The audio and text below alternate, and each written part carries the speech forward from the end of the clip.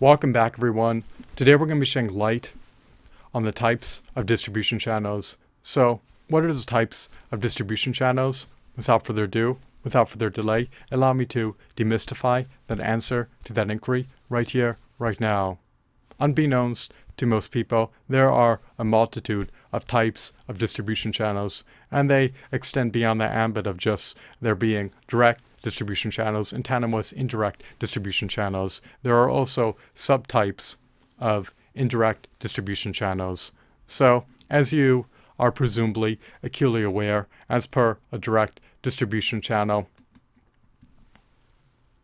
products are sold from the manufacturer directly to the end users, which are the customers. There's no intermediaries involved in a direct distribution channel. The store can have its own. I should say, a manufacturer is at liberty to have their own storefront as they so choose to do so. A manufacturer can have its own e-commerce website as they so choose to do so. Or they could utilize an online marketplace to sell their products. So there are a myriad of disparate ways in which a manufacturer can directly sell their merchandise to the end users. They do not have to first sell their products to distributors or wholesalers or retailers for their products to be able to reach the end users. They have the autonomy to sell their products directly to the end users. However, most manufacturers desist, abstain, and refrain from doing so. It could be a logistics nightmare to deal with selling the products directly to the end users. And not every manufacturer is capable of doing so. They may lack the personnel, they may lack the capital, they may lack the resources. They may not even have their own storefronts. They may not have a robust e-commerce platform. There are a multitude of reasons as to why a manufacturer may forego selling the products directly to customers, especially if they produce hefty, bulky, sizable products.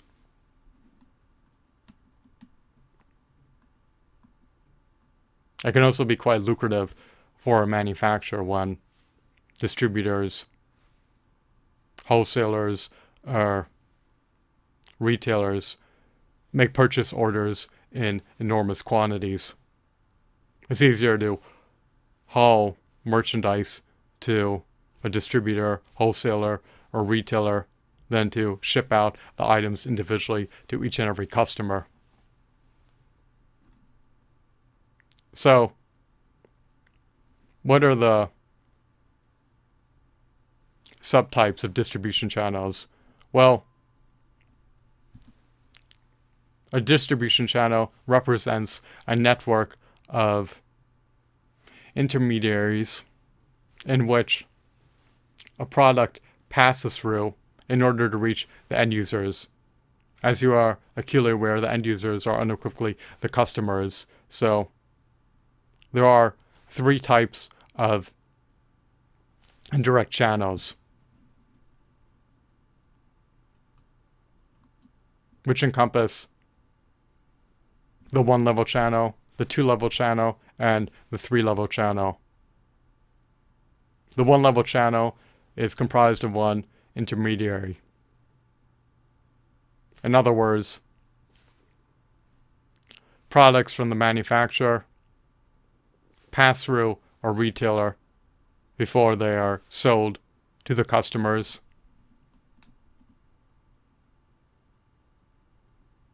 In a one-level channel. As per a two-level channel, products will pass through a wholesaler and then subsequently a retailer before they are sold to the end users, who are the customers. In a three-level channel, products will pass through a distributor,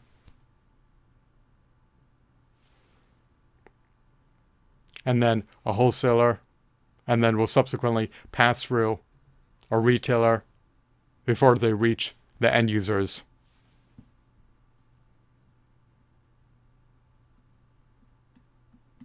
The more intermediaries that are part of an indirect distribution channel, the higher the prices the products need to sell for, so that buying the products can be profitable for all intermediaries, a part of the indirect distribution channel when they sell them. Each intermediary will mark up the products. And if there are distributors, wholesalers, and retailers involved in the indirect distribution channel, then by the time it reaches the customer, the product will be significantly marked up and almost cost prohibitive. All intermediaries need to be profitable in order to stay afloat, maximize their profits, and maximize the wealth of their shareholders.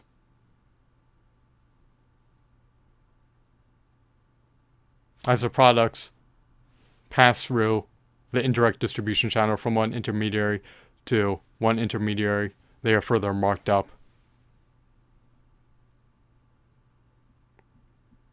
However, the manufacturing costs, the production costs to produce a product may be infinitesimal relative to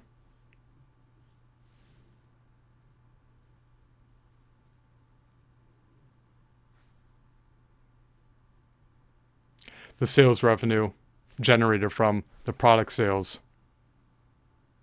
There's a huge disparity between the manufacturing costs and the price that the product commands when it is released onto store shelves in retail stores.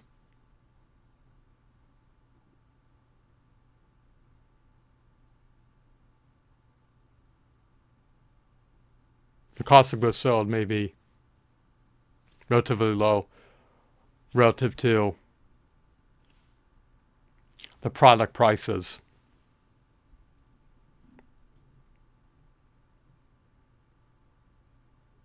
Or I should say the cost of goods sold per unit may be relatively low relative to the product price per unit.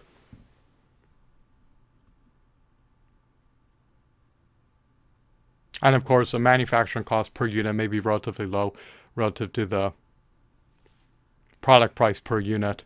So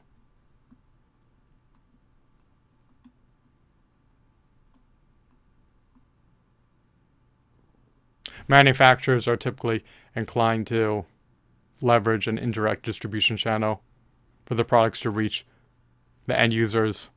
There are benefits appertaining to leveraging an indirect distribution channel for their products to be able to reach the customers.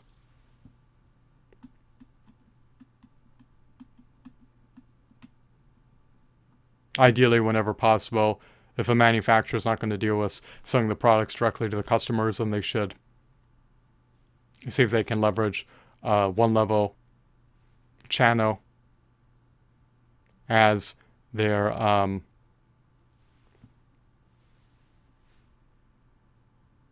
preferred distribution channel, so that they can be able to afford to sell their products to customers at more reasonable, more enticing prices.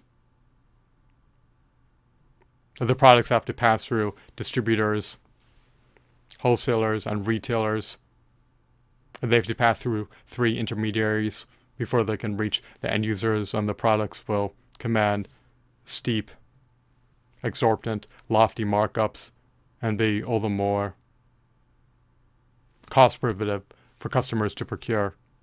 High prices deter customers from buying the products. They conduct a cost-benefit analysis subconsciously, and they determine whether or not the product warrants its asking price. And the retail price is often steep, which is why so many items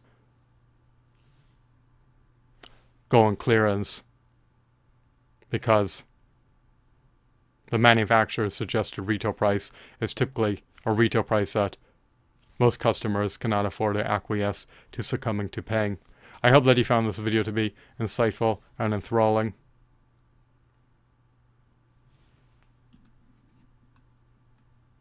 There are subtypes of indirect distribution channels, and